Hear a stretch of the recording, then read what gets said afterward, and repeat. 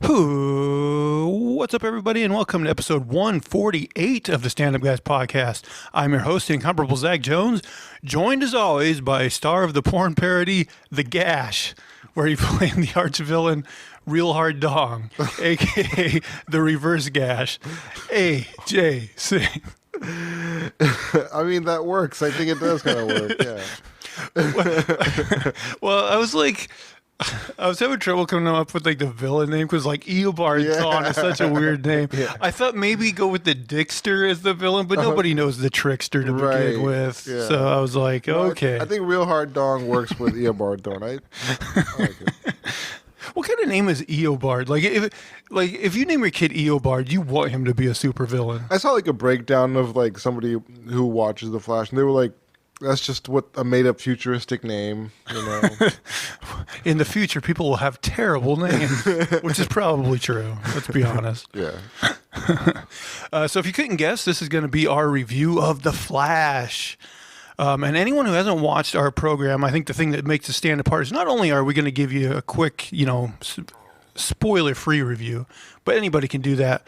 We're then going to go give you a nice deep dive, scene-by-scene spoiler review. But first, let's move over to old Rotten Tomatoes. Right now, the film is at a 66% on the tomato meter.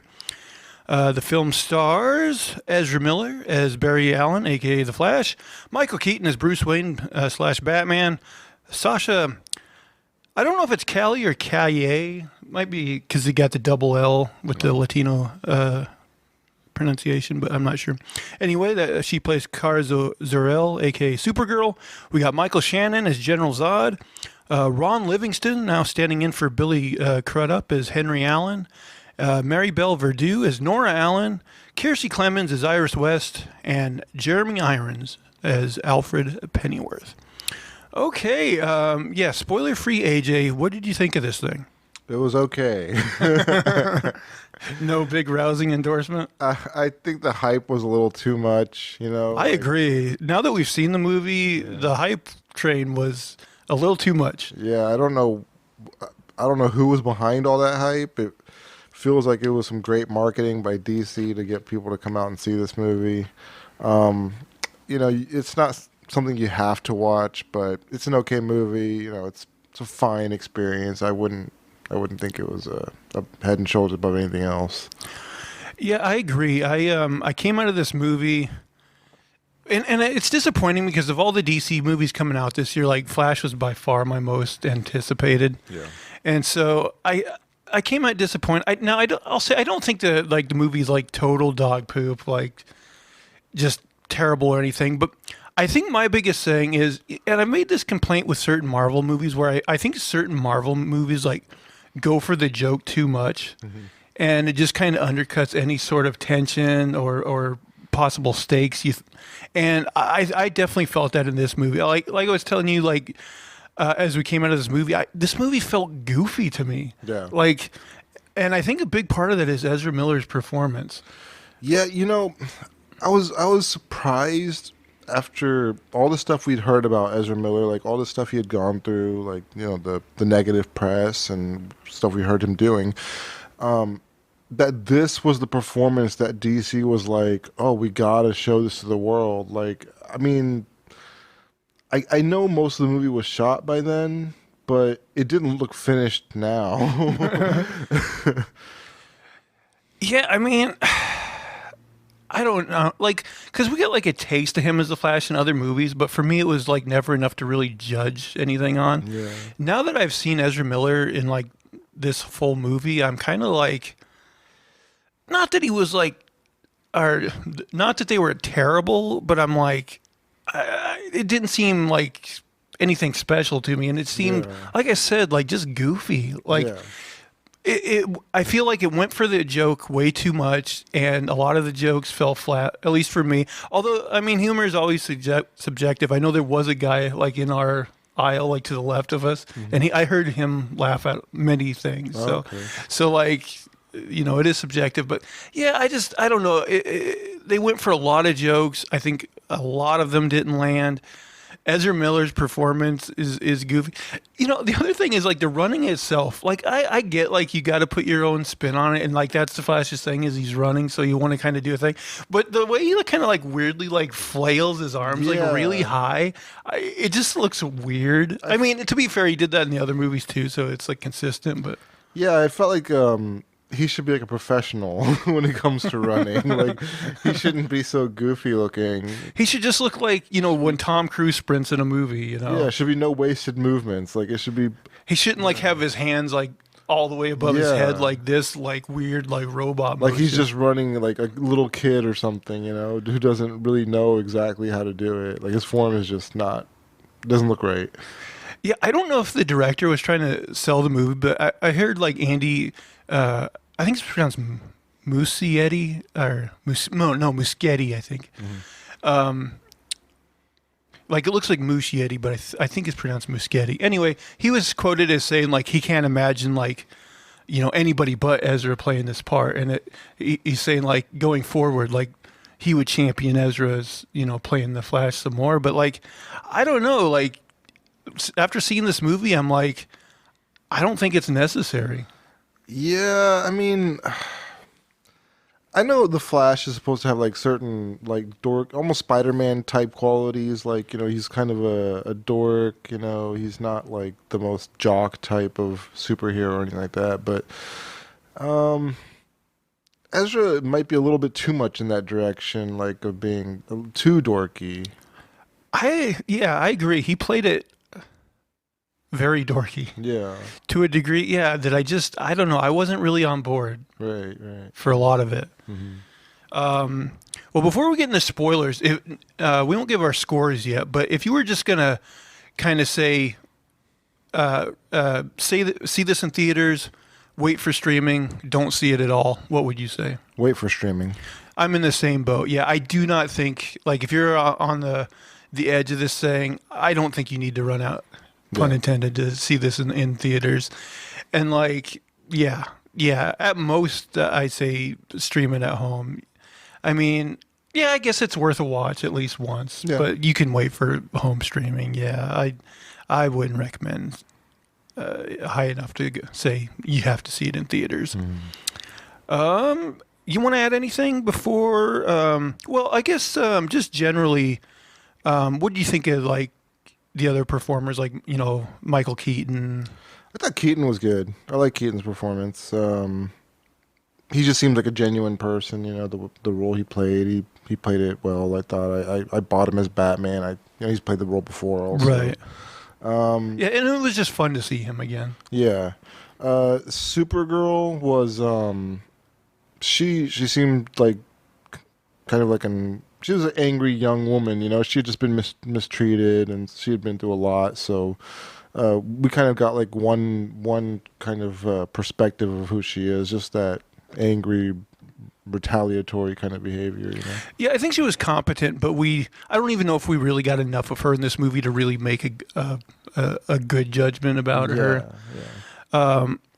I will say though, if it's between like this more edgy attitude Supergirl or like the more like upbeat Supergirl we get in like the CW show, I think I like the more upbeat Supergirl version a little bit more. Mm-hmm. But this one could win me over too. Yeah, we just maybe didn't get enough of her. If we saw more sides of this one, yeah, for sure. But yeah, acting wise, she did just fine. Yeah. But yeah, I think that's all I got to say before we get into spoilers. Yeah, okay, let's get into it. All right, guys, the fun part. Let's get into spoiler country. All right. So we opened the movie on Barry in a store buying like a high-calorie sandwich, which it was like a weird sandwich, wasn't it? Like honey and raisins peanut or butter something? And jelly and raisins and honey and something that sounded gross, but something designed to get his metabolism up. Apparently the normal sandwich girl is gone, so like he's dealing with a replacement guy who's like really slow at making the sandwich, and of course like his whole gimmick in the comics is he's the fastest man alive, but he's always late to everything, so of course that's his thing here. Oh, he's going to be late for work. Anyway, while he's waiting, he gets a call from Alfred because apparently there's an emergency in Gotham, and they have this whole thing where Alfred mentions that or he's asking why him, and he's like, oh, Superman and Wonder Woman and Batman are all busy. So like, he's like the when everybody else is busy, they'll call the Flash type of thing. So Flash, while the guy's making the sandwich, he goes outside because he's going to go to Gotham to help. But like we said, like his metabolism is really low. So like there's this group of girls that recognize him on the street, and like one of them has like a half-eaten candy bar, and he's like, "Hey, can I have that?" And she's like, "Sure." And she throws it, and like he's not paying attention because he's on the phone, so it like hits him in the head. But my thing is, he's kind of a dick for not eating that candy bar. Yeah, like asking for it and then like just leaving it there. Yeah. And it's like he's the Flash. He definitely could have got it within the 5-second rule, and he was like starving, so. And he can eat it in like a second, so really he should have. Once it hit him in the head, he could have grabbed it before it hit the ground. That's true fast. too. Like it was. So I thought he was. I also thought it was a weird choice to have that 13-year-old, 14-year-old girl be like, "I love you, Flash," when Ezra's already got this like kind of grooming. Well, they didn't know at that point though. Yeah, that's true. Actually, I'll get to it in just a second, but there's another line that, in retrospect, is a bit weird too. Yeah. So Barry runs all the way to Gotham, and we get see his powers kind of showing off here. And so he discovers that there's a hospital that I don't think there was no villain here. It just like was falling into a sinkhole, I guess. Yeah. A big old sinkhole opened up. He does get on a call with Batman, asks Batman why he's not doing this, and Batman's busy. He's chasing some men on his bat cycle that stole, I guess, some dangerous virus or something, right? Okay, so this hospital's collapsing, and on one of the top levels, there's a nursery. So there's a nurse and a bunch of babies that fall out of the window. And like, we'll get to it right now. So like, this movie has a lot of CGI in it. Some of it's good, and some of it is not. And these CGI babies, man, they do not look good. They are awful. There's also a CGI dog as well. There was like no fear of these children dying because they didn't look human in the first place. No, those babies look messed up, man. Man, this whole scene just was hokey to me. But anyway, Flash, he goes into the Speed Force, slows down time, he runs up the building, and all these like babies, are headed for trouble. But what does he do first? He breaks into the vending machine and he eats a bunch of stuff out of the vending machine to get his metabolism up. And like, I thought it was kind of silly because he's got like this monitor that monitors his metabolism, and he eats that and it like changes. It says like, oh, peak powers or something like stupid, So he puts one of the babies in a microwave. Yeah, that was a poor choice. That too it seemed like a poor choice. Oh, my God. Oh, and like before that, like he takes a burrito out of that and he like throws the burrito so that it like will hit these like scalpels out of the way of another baby. Yeah. So anyway, he ends up lining up all these babies like perfectly in the air so that he can put out this stretcher that they'll all like safely land onto. He also catches the nurse, and I wrote presumably the dog because the dog ends up on top of the microwave. But I don't think we actually ever see him touch the dog, but all of a sudden the dog's there. So I'm like, okay, that was a weird choice not to actually see him rescue the dog, but whatever. But they show at the very end of the movie, like in the credits, like him actually like grabbing the dog in the middle of the air. That's true. Like as the credits are going, yeah, they have that. You're right. That whole thing with the dog. So maybe that's why they didn't show it, because they knew they were going to do it during the credits or whatever. Kind of a weird choice, but whatever. So yeah, he saves the babies and the woman. And I wrote, ironically, Flash tells the nurse that she should seek mental health counseling, and he mentions that the Justice League does not do a good job with mental health. Yeah. He's talking about literally behind the scenes. You know what? I'm almost surprised they did not edit that line out, because of course by now they would have known Ezra Miller's troubles, and I was like, I wouldn't think they would want that, but maybe they're like, well, maybe it's apt. I don't know. I just thought that was weird. Yeah. Man, speaking of CGI, so we got this bike chase going, Batman on the bike. And one thing I didn't like is how even CG that was. Yeah.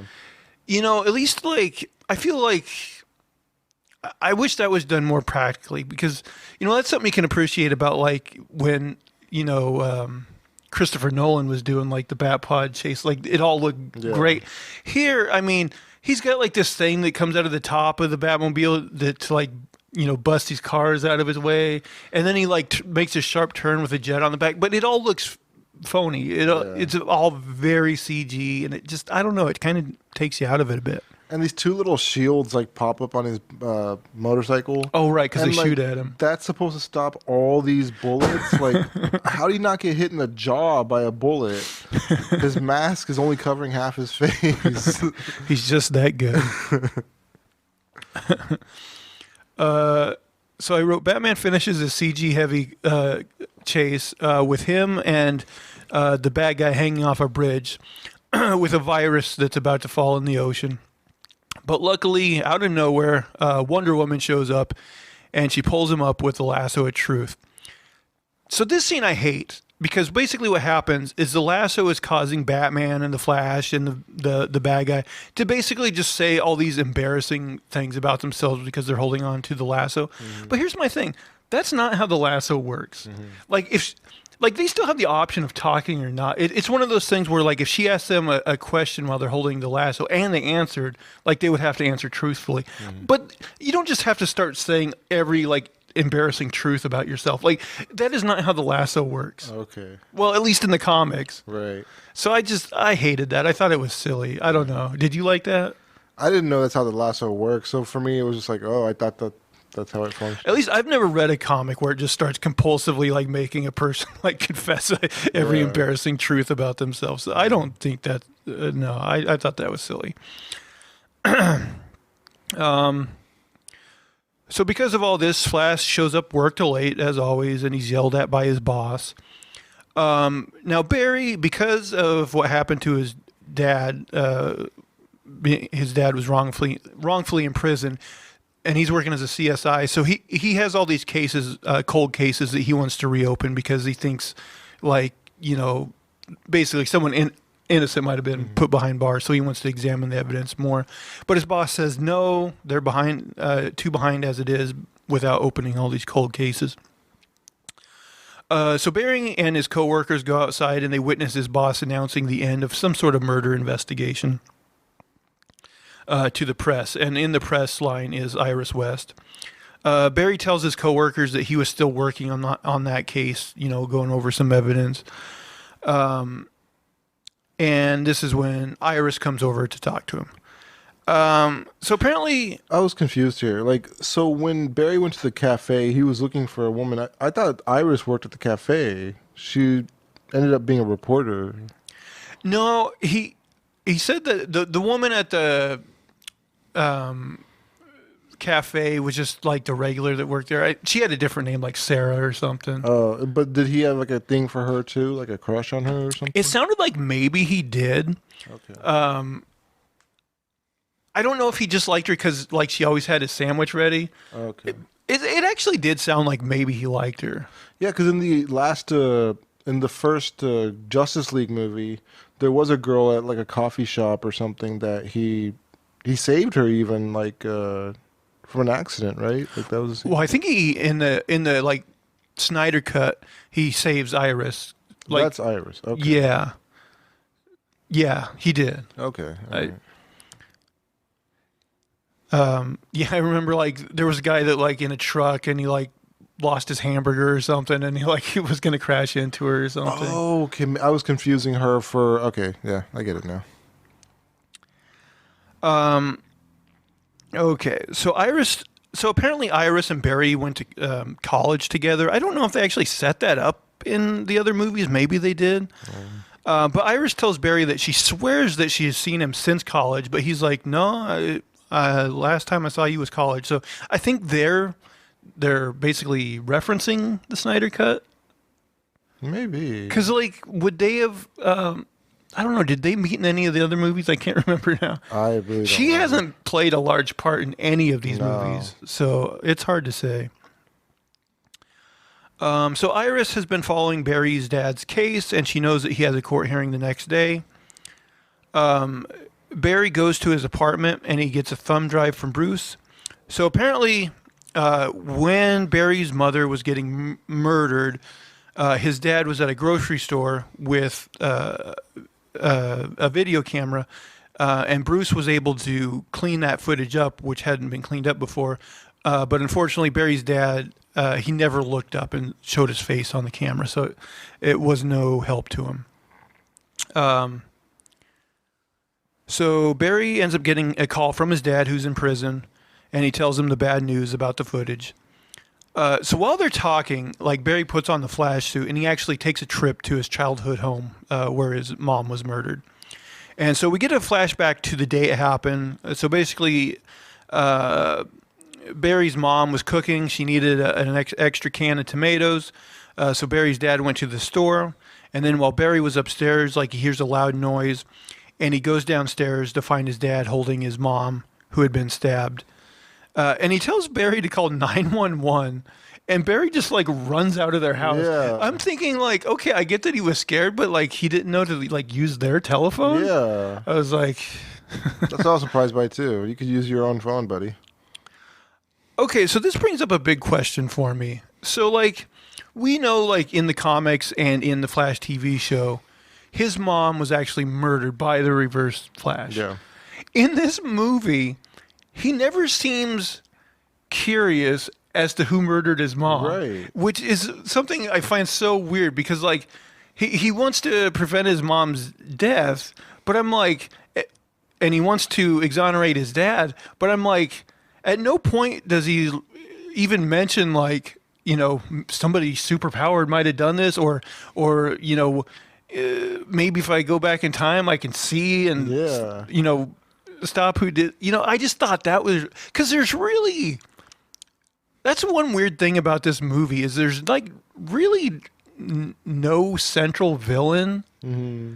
I mean, Zod's eventually a villain, kind of. Yeah. But I don't know. Structurally, in that way, it's very weird. Yeah, there really is no big baddie in this movie, and you don't really have anybody to, like, focus on throughout the movie. Like, that's the guy who's causing all these issues. Just Barry's bad decisions. Yeah, is the Barry's villain. just making dumbasses. And, like, yeah, you would think that he would want to know who killed his mom, so he'd at least hold that person accountable in the future. Like, okay, I didn't change the past, but at least I know now who did this, right? And even us as an audience, like, you know, it's a mystery presented that we never get an answer to. So, like, we're like, okay, is it the Reverse Flash? Are they doing something different in this movie? You know, and we just, it's never addressed ever. Yeah. I thought that was a very weird choice. Mm-hmm. They speculate a little bit about what it could have been, but nobody really wants to know for sure. Right. So he gets off the phone with his dad, and Barry's just like, he's very distraught, and he decides to go for a run. And apparently he decides to run faster than he's ever ran in his life.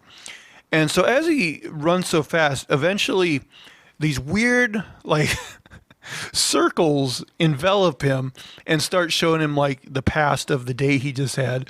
And I know you talked to me a little bit about this after the movie.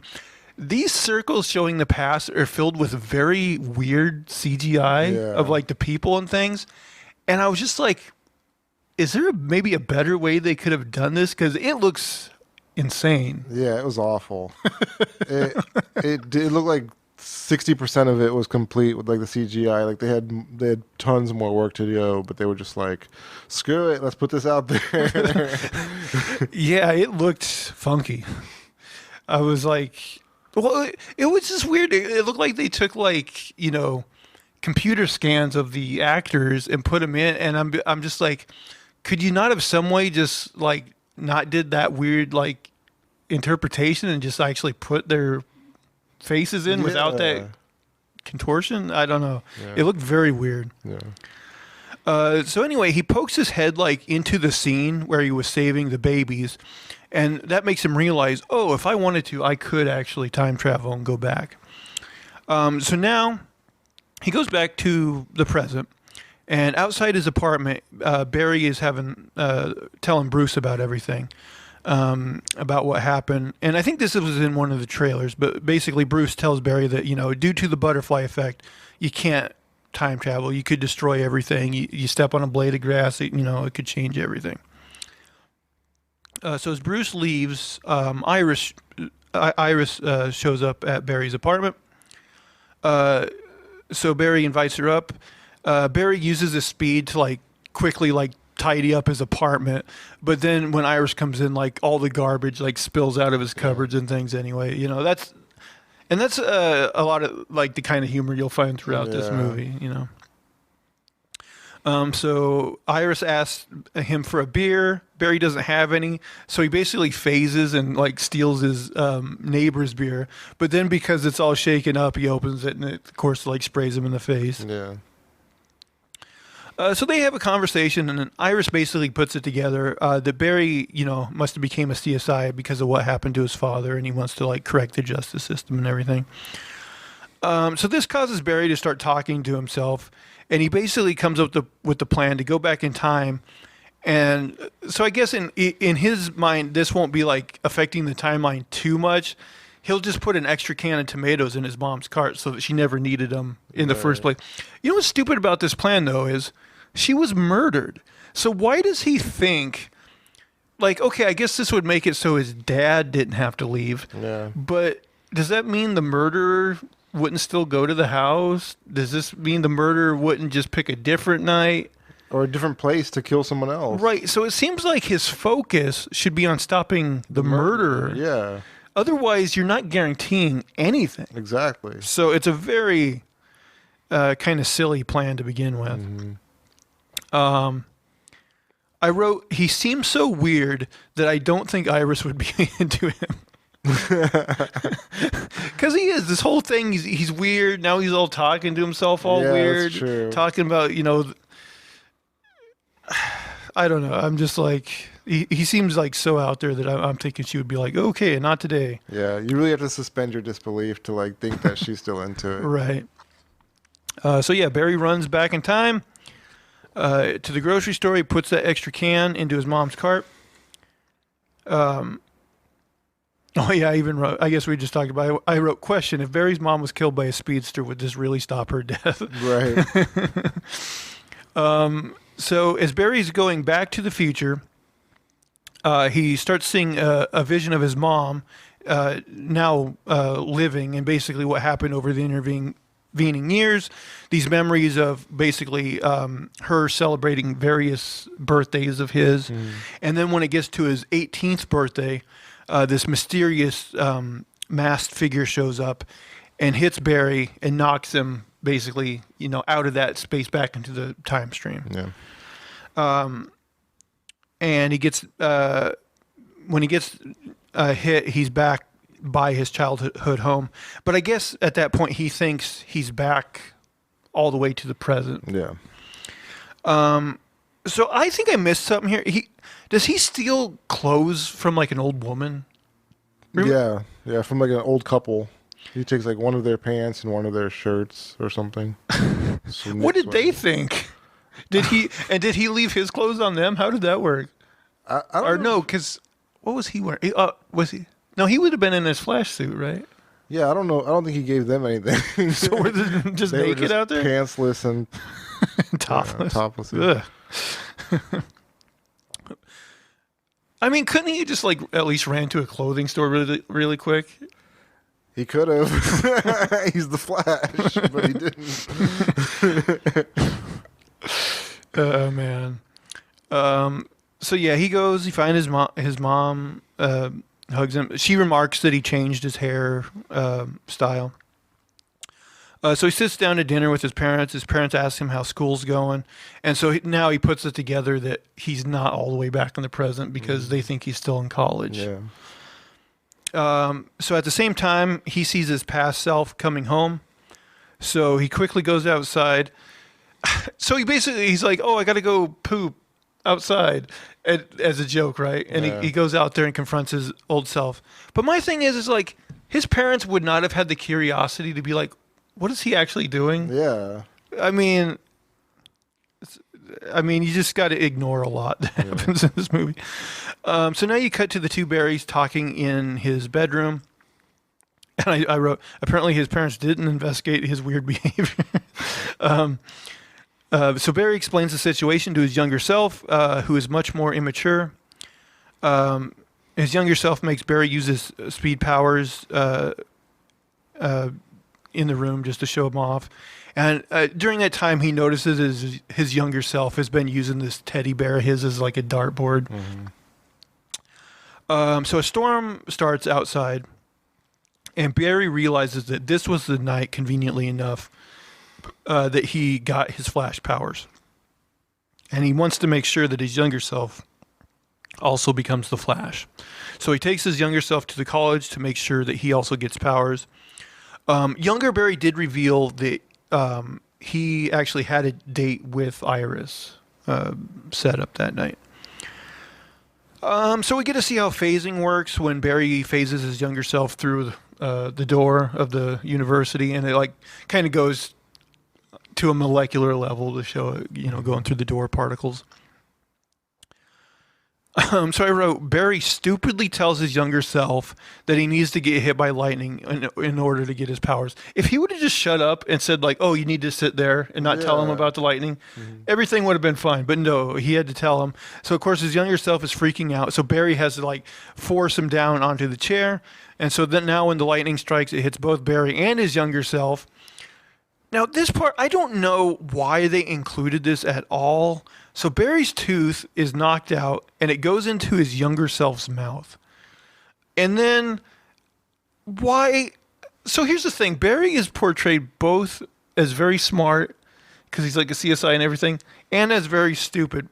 He takes his tooth, and he glues it into his mouth. Yeah. Why would he do this? I don't know. I don't know. There is no logical reason. Someone as I was smart like, as him. that couldn't possibly work. No, it wouldn't work. It was the most idiotic thing ever. That's something, these are the things that add up to making me not like this movie as much. So now Barry tries to phase them out of the building, only to find that he has lost his powers. So now they go back to Barry's apartment. When young Barry discovers his powers, he basically gets all excited and runs right out before Barry can finish his sentence, telling him not to do that yet. So because he doesn't have the special Flash suit on, his clothes start to catch on fire and burn. I found this whole scene very hokey. He ends up making this truck tip over that is hauling musical instruments, oddly enough. And this ends up getting him a tambourine that he can hold over his dick. Yeah, I don't know. I mean, again, when I say this movie's goofy, that's what I'm talking about. Yeah. That whole scene was just like eye-rolling to me. Barry goes back to his apartment and puts on a robe. But before Barry can finish the sentence, his younger self phases through the floor, causing the robe to come off, and he falls naked into his downstairs neighbor's apartment. You hear like the woman scream or whatever, and then he comes right back up. And now he's like starving because of the Flash metabolism, so he starts eating like broccoli and peanut butter, and because he's all hungry. And then also because of his metabolism, he ends up just like crashing and falling asleep real fast.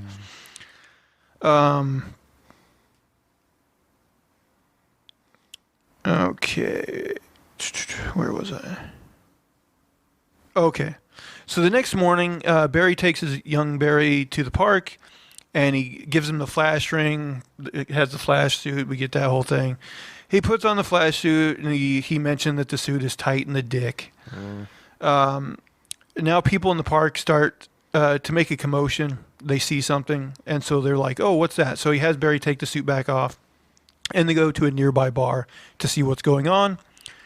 So it turns out in this time period, it's when Zod showed up on Earth during Man of Steel. So that's the time frame we're in. So Barry tells young Barry about how Superman stopped Zod. And I thought this was like a little bit weird, but he basically works himself into the end of Man of Steel, where like he was there, but he just gotten his powers, and he had this like kind of homemade suit, and it shows that like there was his father and son in trouble. He was able to just barely save the son, but the father got flattened by the world engine that was going on. I don't know. What do you think of that? I didn't care about that. So now they go back to the apartment, and Barry discovers that this universe is much different than his. Wonder Woman and Aquaman don't exist. Victor isn't Cyborg, and Eric Stoltz was in Back to the Future rather than Michael J. Fox. Of course, it. They originally shot Back to the Future, like almost the whole thing, I think, with Eric Stoltz, and then they ended up replacing him with Michael J. Fox.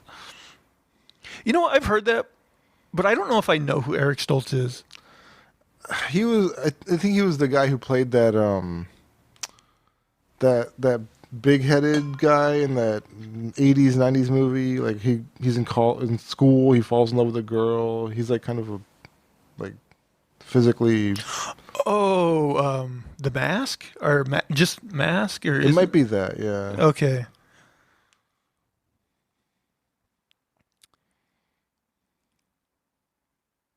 Oh, okay. Yeah, I wrote Barry's roommates are all there, even though they were all conveniently gone before, and none of them are particularly entertaining. Yeah. Because that's the whole thing. Is like they were the night before they were in his apartment getting up to all those like naked shenanigans, and none of these guys were there. Yeah. And now all of a sudden, his apartment's full of roommates. No. I was like, come on. So young Barry tells the others that Barry is his cousin, and they don't question it, even though they're identical. And like, I get the joke, like he could have said brother, but he said cousin. But then I'm like, well, logically they would have questioned it. Yeah. It's just, I don't know. It's another one of those things you got to turn your brain off. So during their conversation, they do discover that this universe does have a Batman, and but like nobody ever uncovered his identity or whatever.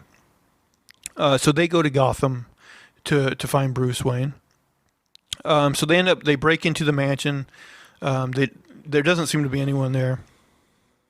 Like the whole thing's empty. They end up getting in the kitchen, but now they're confronted by an old bearded Bruce, who of course doesn't question them at all. He just attacks. Yeah. This was another thing. I'm like, really? Old wise Bruce, he's not going to ask him anything. He's just going to go for blood. Also, how'd they get into his house so easily? I know. It was just, I mean... They walked right in. They could have phased, but they didn't, right? They I don't think so. I think, they just walked through the gate, walked through the door. Yeah. It's like, Bruce, apparently, like, Alfred was the only one who knew how to use the locks. So he beats up Barry, but young Barry is easily to deflect all of his attacks, because he has the speed. And this causes Bruce to eventually crash through a table. So now Bruce is cooking. They tell Bruce what happened. And he uses a plate of spaghetti to display how Barry changed both the past and the future, but how some things are similar, but other things are wildly different. I mean, okay, I don't know if that explanation really... Yeah. I mean, I remember the scene in Avengers Endgame where Tilda Swinton explains to the Hulk kind of visually how... I felt like that worked better than this whole spaghetti metaphor, but okay. This was kind of like just trust that the past changes too. Right. Mm-hmm. Yeah, basically. So Bruce refuses to help them fight Zod, and he reveals that Gotham is now like a very safe city. So because he won't help, Barry has young Barry phase into the Batcave so they can use Bruce's tech to both track down Clark Kent and maybe find tools to help fight Zod as well. So young Barry won't stop goofing around. He's flying all around, looking at the Batmobile and everything. And so Barry starts to yell at him, basically saying that he's immature, and he was pissed at him for throwing darts at the teddy bear, because he's like, you're taking our mom for granted, and this, which the thing is, he doesn't tell him at this point, because this is the plot point later on. He doesn't tell him at this point that his mom died, but you would think maybe the other Barry would in fear. Yeah, that's what happened, since he was freaking out over the bear. Sentimental about right, that. Right. So as young Barry sleeps in the Batmobile, Barry calls Bruce on the intercom system, and he tells him I know you're listening to this, and Do you remember exactly what his conversation was with Bruce here? I mean, whatever he said, I remember. It basically ends up convincing Bruce to help, but I don't remember the specifics of it. He just says he's stuck somewhere and he's trying to save his family or his people or something. And, I think Bruce relates to that because his parents, he'd like to have saved them, something like that. Pulls on the old family heartstrings. Yeah. So Bruce opens a room that contains like various bat suits that I guess he used during his career. So Barry wakes up to find a hot cup of coffee, which young Barry drinks, and he also has a redacted document showing that Superman is being held in Russia. Bruce makes his entrance in the bat suit, and he also reveals the bat plane or bat jet from the Batman '89 movie. Although this one's maybe a little different, I don't know, maybe a little fancier. So that now they're flying to Russia. So once they get there, Bruce glides down with his cape, and then the others parachute down. They go for another joke here where like Bruce has to like grapple up this hill. So like Barry without his powers like kind of like weirdly like tries hanging on to Bruce. Oh yeah. Right. So Barry and young Barry go into the facility and immediately make noise, which attracts attention. Again, I thought this was too like a little thing trying to get at humor where he's like fumbling around making the noise, and I'm like, this is just kind of stupid. This is annoying. So the bad guys show up and they shoot at Barry. So Barry like moves them at super speed to get him out of the way of the bullets.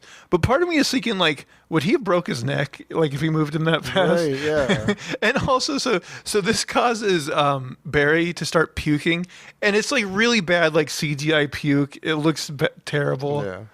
I'm like, But I mean, like, if that's happening to Barry, then what about all those babies at the beginning of the movie who he was like moving at super speed too to like?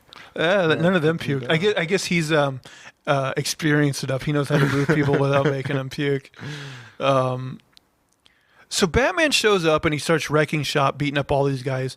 And I wrote, nothing is seemingly done practical. This all looks CGI heavy, cartoony. Mm-hmm. I just the fight scene here, I didn't like it. It just, I don't know. I mean, I don't know. Is it even cheaper to go with CGI in some of these situations? Like, I know it's easier probably, but I was wondering that too. Like, because if it wouldn't be like more expensive or too much more expensive to do it practically, like do it practically. It would have looked so much better. Get the best shot. Because this just, like I said, it just looks like a CGI cartoon. You can, nothing looks natural. Mm-hmm. So they end up finding this big metal ball that Barry calls a metal scrotum, where Superman is being held. But as they go inside, dun dun dun, they're surprised to find, oh, it's not Superman, it's a girl. Mm. And they're like, oh, okay, we gotta go. Like, that's what Batman says. I'm like, what, Batman?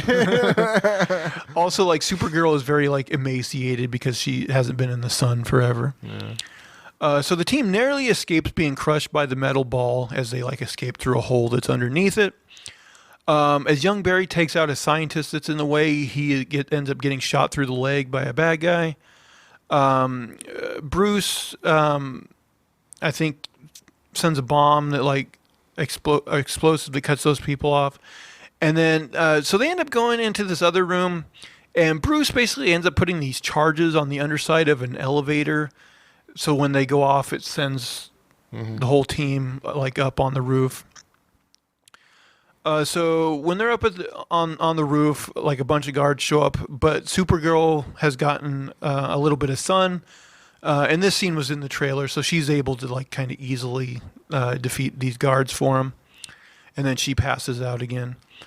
So now we're back at the mansion. We see Bruce stitching up his arm, and we see he's got a smile on his face. You can tell, like, he's happy that he's Batman again, and kind of back in the fight, you know.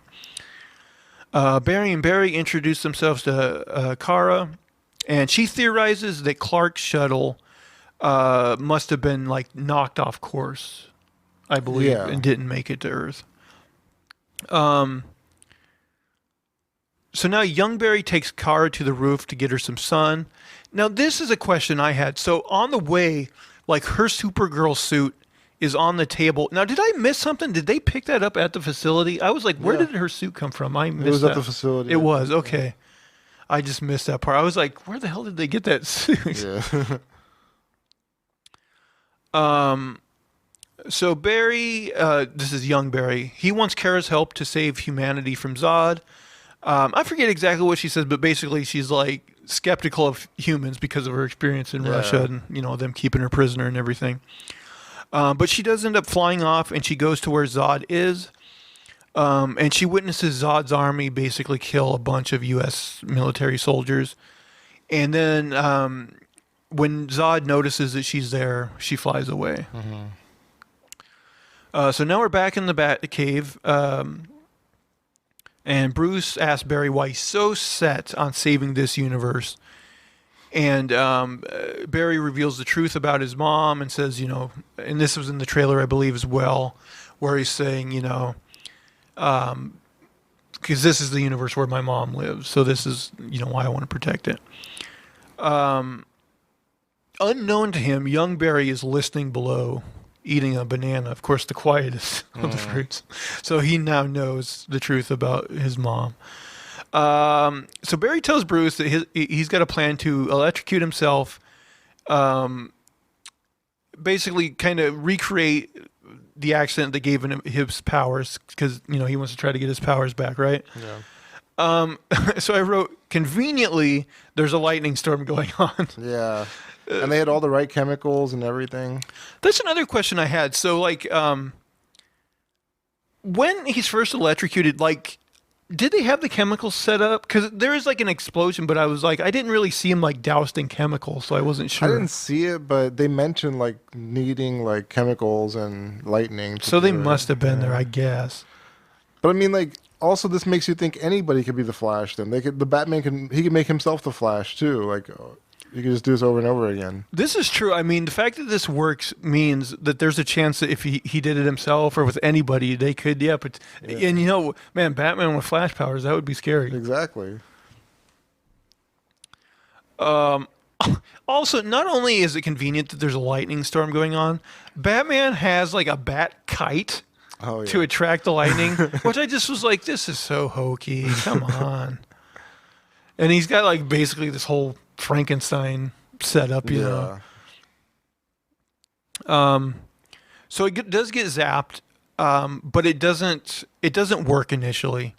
So he's like, hit me again, but the machine is burnt out, and Bruce can't zap Barry again like he wants. But Supergirl shows back up, and she just takes him into the sky where he can get like hit directly by the lightning. Is that how that works? I guess so. He's a lightning rod. But anyway, yeah, this plan works. Barry gets his power back. And while he's like, healing up, young Barry makes a crude suit. I wrote a crude and goofy looking Flash suit out of the bat suit. Which he does claim is looser around his dick, so he's got that going for him. There you go. This suit, though, I thought looked bad. Yeah, just the fact that he had to cut off the ears, and so they still have like the nubs on the top. Yeah. That suit, I was like, why did they do this? It looks. I mean, I guess it's like, he had to make a makeshift suit. Okay, but I don't know. To me, it looked goofy. Yeah, it sucked. I didn't like the look of it at all. So the team plans to keep Zod's army busy while Kara takes out Zod. So the Flashes are going to take on the ground troops while Bruce provides air support with the Batplane. I wrote, there's lots of questionable CGI throughout this third act. Yeah. I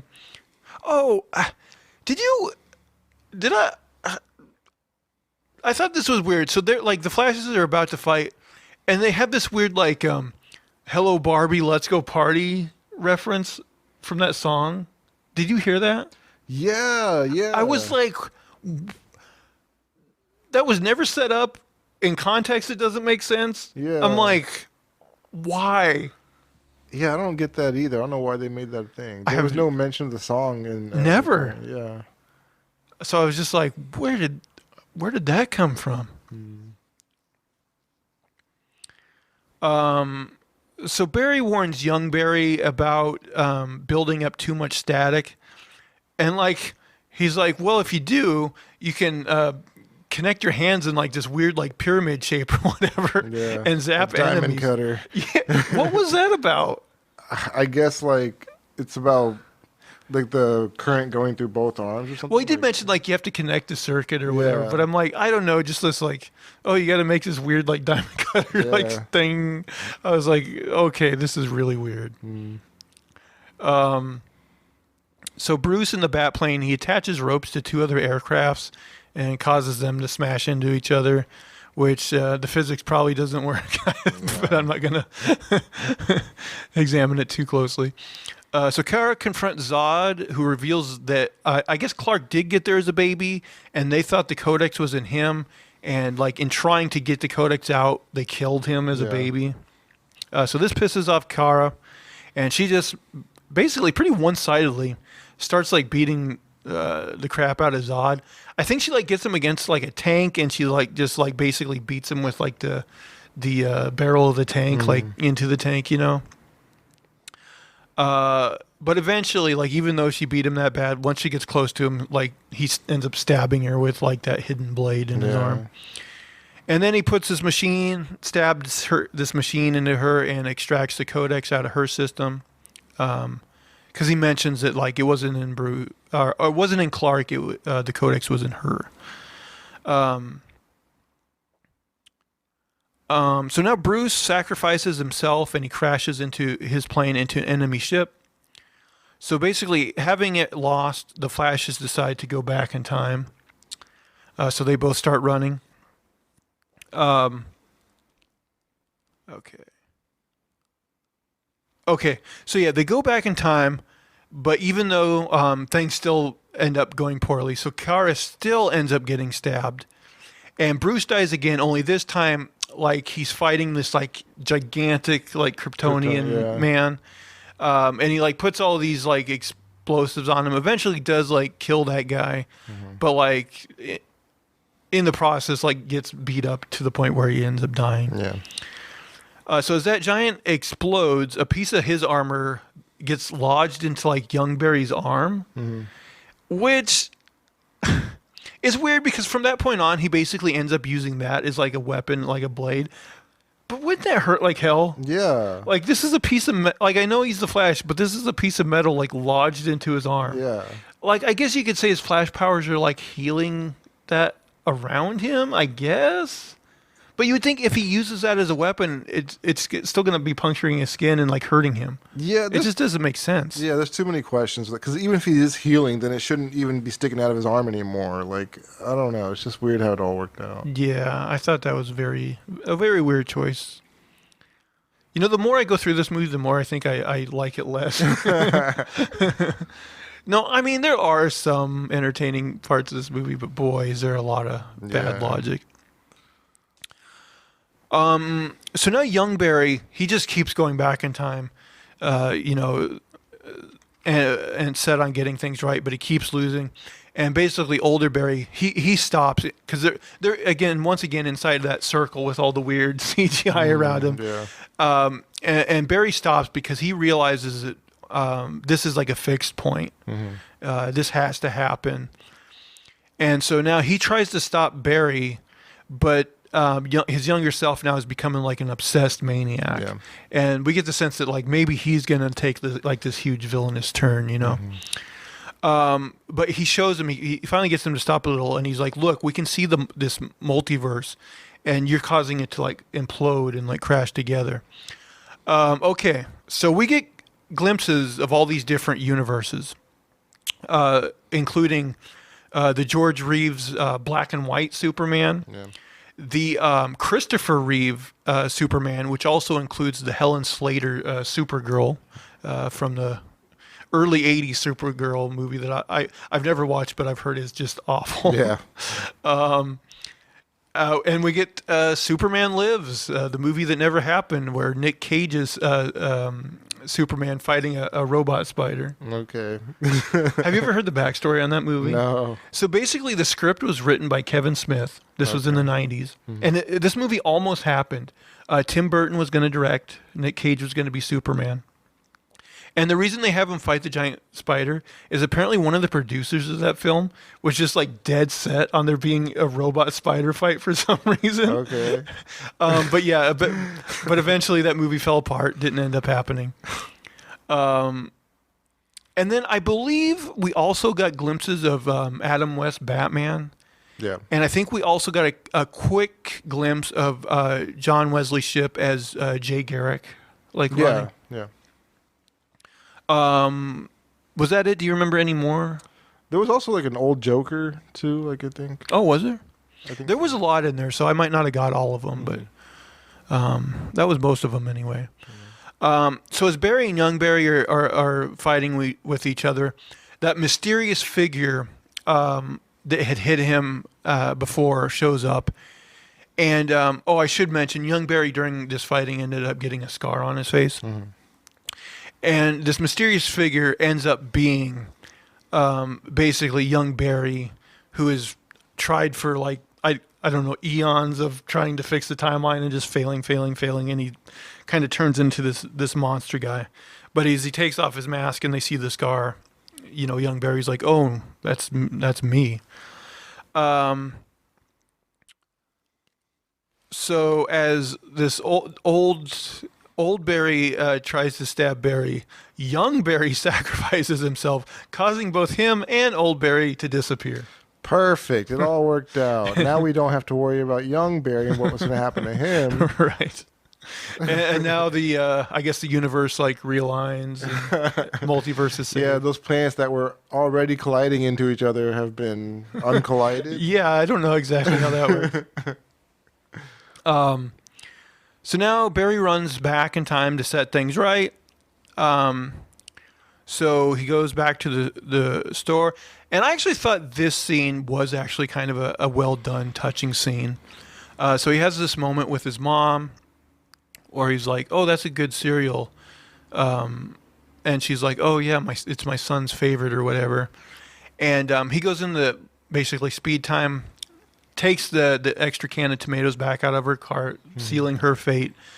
But, she basically, gives him a hug, even though she doesn't know it's her son, because she's just like a good person and notices like this is a stranger who seems like he needs a hug. So, I like that scene. I thought it was kind of a touching, well done scene. Yeah, I just didn't feel like it was realistic. I feel like in this day and age, nobody would give a stranger a hug like that. That's probably true. So after that, he takes the can of tomatoes out of the cart and he returns it. But then, he just went through all this stuff. He's like, okay, got to set things right. But then he puts the tomatoes on the top shelf so that his dad's face will be caught on camera. A lateral move. So he's just like, oh, I learned my lesson. No, I didn't. Yeah. Gonna change things right away again. Do pretty much the exact same thing, just, a different event. It's nuts. So now he runs back to the future. And he finds a note from Iris, which reminds him that he's late for his dad's court hearing. So he shows up, late to his dad's hearing.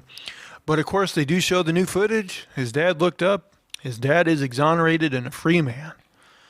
Outside the courtroom, he's greeted by Iris, and they agree to go on a date. Okay, so now Barry's on the phone with Bruce. Now I'm wondering, because me and you talked about this a little bit, and when he's just talking to Bruce, we were both like, oh, is it going to be Michael Keaton? Yeah.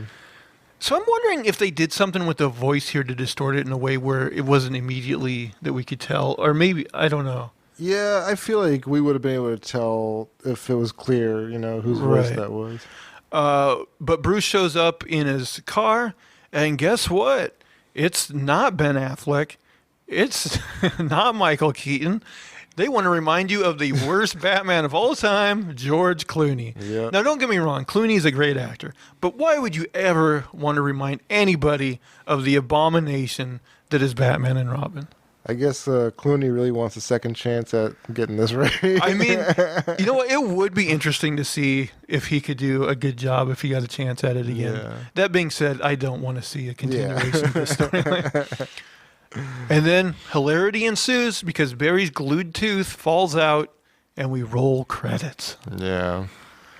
Great. So yeah, like we mentioned earlier, there's like the credits going by where we see the dog from the baby scene. And then a total meaningless post-credit scene where Barry and Arthur are hanging out, and Arthur's just like, 7 sheets to the wind, just really drunk, and he falls in this puddle and asks Barry to go get him more beer. I mean, it wasn't very entertaining, and it did nothing to get us excited about the future. Yeah, it didn't really reveal anything, so yeah, it sucked. So my thing with this movie is not only is it like, kind of mediocre and goofy, but like, James Gunn, when he talked about this movie, he's like, okay, this movie's going to, reset everything and set the stage for the DCU going forward. So like, I was hoping like coming out of this movie, we'd at least have kind of a clear picture of where they're going. We have none though. No. None. And so on that level, this movie is very disappointing. Yeah, I don't know what's gonna happen. I think this movie is gonna be like completely wiped away. Like they're gonna start with a whole new DC EU after this. I mean, really, what did it reset? Like it teased possibly collapsing the multiverse like into a new universe or something, but it didn't actually do that. Yeah. And so you're still left wondering, like, is it going to be a huge reset, or are they still going to reuse a bunch of these characters? I mean, they did use Gal Gadot again. Are they going to make her Wonder Woman again? They used Jason Momoa again. Are they going to use him again? I mean, as Aquaman? I mean, I don't know. Yeah, I mean, the thing is, James Gunn didn't really like have much to do with this movie. I'm thinking like, he's already got his own ideas. I don't know if he's going to use this. Here's the thing. I get that James Gunn didn't have anything to do with this movie. And I get that he wanted to hype it up and have people see it. But saying what he said about it was pretty much a falsehood. Yeah. I agree with that. I mean, you got to sell it. And I think DC, they must have like gone on some serious. They must have spent a lot of money getting these people who are out there saying that this movie was great to say that. You know what? I got to be honest. Anytime now I hear a news story of like, oh, people who have seen it earlier, especially people associated with the studio, are hyping it up. I'm very skeptical now, because like the first time I ever seen this happen, I remember I saw the trailer to that Ryan Reynolds Green Lantern movie. Oh, okay. And I was like, man, this trailer looks like really bad. But then like a story came out that was like, oh, this was shown on the WB lot and it got a standing ovation. And like a second one is already in like being written. So I was like, oh, maybe it was just a bad trailer and the movie's going to be great. Yeah. And of course that movie's just awful. Yeah. And then the second time I remember hearing it was in the lead up to Batman versus Superman, and same thing, like, oh, this was shown on the WB lot, standing ovation. What's going on at the WB lot? And I'm like, and then of course that movie, spoilers, not good. And then now this one, like, so much hype before, and it comes out, and like I said, it's not the worst superhero movie of all time. There are a couple spots that are good. But man, overall, it's just like joke after joke that doesn't land. Too much CGI. Yeah. A lot of bad CGI. Yeah, there were some lulls too, just throughout the movie. It felt long. Yeah, there was definitely some parts where you're maybe looking at your watch, being like, Yeah. It's not like we talked about when we were watching Across the Spider-Verse. That movie's about the same length, and it just flew by. Yeah. This movie, isn't like that. There are some down times where you feel it. Big difference, yeah. Boy, you got anything to add before we score this thing? Uh, no, I think that pretty much touches on everything I wanted to say. Man, I got to say, as we went through this and I kind of remembered more and more stuff that rubbed me the wrong way, I think I'm down to, I'm going to say a 5.5 out of 10. Yeah, I guess I'll be a little bit more generous. I guess I'll give it a 6. Only because compared to the other DC movies, this was not the worst, I guess. Grading on a curve. Yeah. Man, I do want to get to where I'm excited for DC movies again, but I mean, they got to get some momentum first, and this they did didn't the do right it. thing by hiring James Gunn. I think he'll eventually start taking it in the right direction, but I'm so tired of their BS. Like, all the hype they put behind this movie, it's just, man, I wouldn't mind them bombing a few times just to learn their lesson. Well, it's happening because, Black Adam did very poorly. Shazam 2 did very poorly. Mm-hmm. This movie, like, I don't know what it'll ultimately be at, but it did underperform. Okay. It made about, I think, 60 million domestically this opening weekend, which is less than they thought. Mm-hmm. And so, like, maybe it is getting. Hopefully, that will like get in their mind. Like they need to. The thing that really depresses me though is like, there's 2 more DC movies this year, Blue Beetle, Aquaman 2. I'm not excited for either of those. I don't expect them to be good Not at all. at all. No. Like maybe we'll be pleasantly surprised, but I would be shocked if either of those are good. They don't look good. No. And then we'll have basically a year of, I guess, no DC movies because Superman doesn't come out until 2025. So 2024 is going to be no DC movies. They could use a year off. Yeah, I mean, if it ultimately leads to better movies, I'm all for it. Now, they did announce that Batman the Brave and the Bold, which is going to be the Batman that I guess features also Damian Wayne, Okay. is going to be directed by Andy, either Muschietti or Muschietti, the guy that directed this movie. And now I'm like, boy, I don't know if I like his style if he's going to use this much Cartoonish CGI. yeah. Yeah, like, please, Andy, if you're listening, please those try to people. use some practical fights or something. Yeah. You know what I want to see? I want to see a Batman like fight that's like, has like John Wick level of choreography. Oh, that would be awesome. Or like, I don't know if you've ever seen the Raid movies. The fights in those movies are awesome. Okay. Like, I want to see a Batman fight where you're like, yes, this is Batman. Right. There was, I mean, besides him using a shotgun, there was that one cool scene in the Snyder Cut, or not the Snyder Cut, the Superman, Snyder's version. Oh, I think it's Batman versus Superman, like in the warehouse fighting those guys. Yeah, that was cool. That was a pretty cool scene, yeah. Remember in that one they actually do like shoot him like right in the back of the head, but he like the armor like saves him. Yeah, this is a good display of like what his armor is able to do, Yeah. Like, he can. That's why he's so invulnerable. Zack Snyder is one of those directors where he does know how to compose a shot. Like most of his stuff looks good. He just makes He's just weird immature. story decisions. Yeah. He's like a 13-year-old kid when it comes to the story. Like, oh, explosions and this and that, blah, blah, tits, blah, blah, whatever. But, like, when it comes to actually, like, making cool shots, he can do that.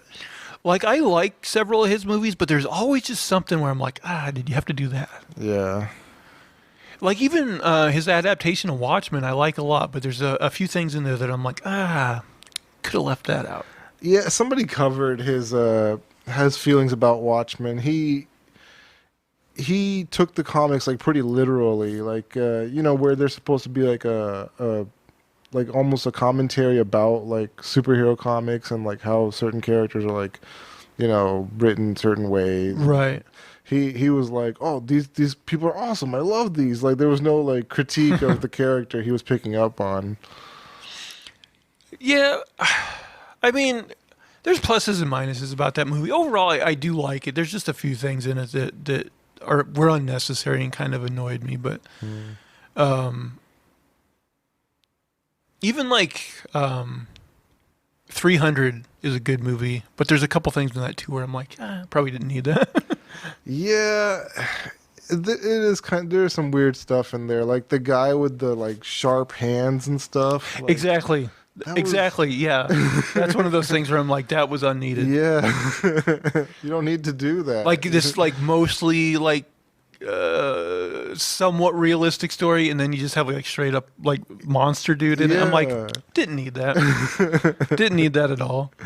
Yeah, But like at the same time, you look at some of the shots in his movies, and you're like, man, visually this is striking. Yeah. Like it looks cool. Mhm. So like I'm always like rooting for him, like to because I think somewhere in there's a talent, but he also just sometimes makes bizarre choices. Yeah. I mean, the Snyder cut with Justice League, I was very happy with. Like, it was so much better than the original. It's definitely better. I mean, it still has problems, but yeah, a lot better than Yeah. that original cut, which was just awful. Yeah. So I mean, that made me think better of him.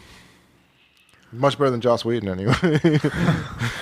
Yeah, which was so weird. Like I think Joss Whedon was like canceled for things that he's Yeah, his Buffy the Vampire Slayer time is coming up, and people are talking about that now. And he was very creepy, and some of those girls were like young, like underage at the time. Yeah, But like I remember at the time, like I was sad for Zack Snyder because of course like his daughter committed suicide. That's what made him leave the project or whatever.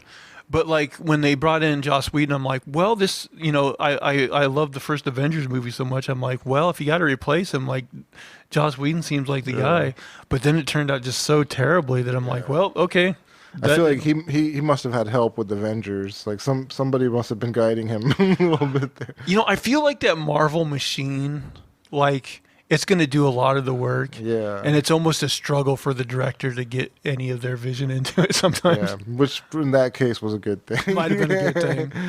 Of course, you never know the backstory on some movies too. True. Maybe he did play a big part in it. So yeah, in conclusion, The Flash. Wish you were better, but Maybe they can go back in time and fix the movie a little bit. there you go.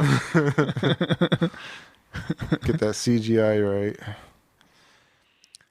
Man, I just I'm very interested in when the James Gunn stuff starts coming out.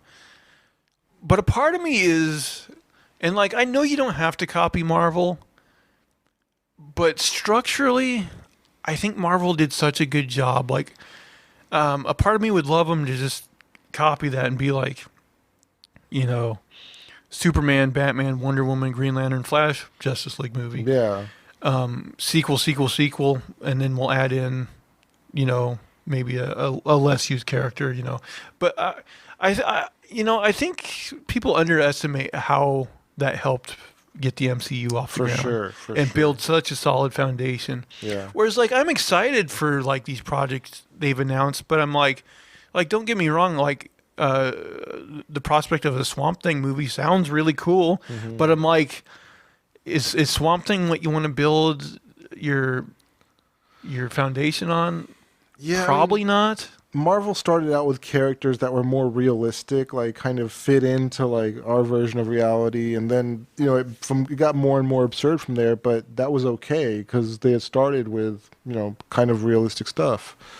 Whereas DC, like it seems like hey, we're going all in. You're gonna get the Spaceman. You're gonna get this and that, everything all at once. I think start with Batman. Start with somebody normal and then work your way out.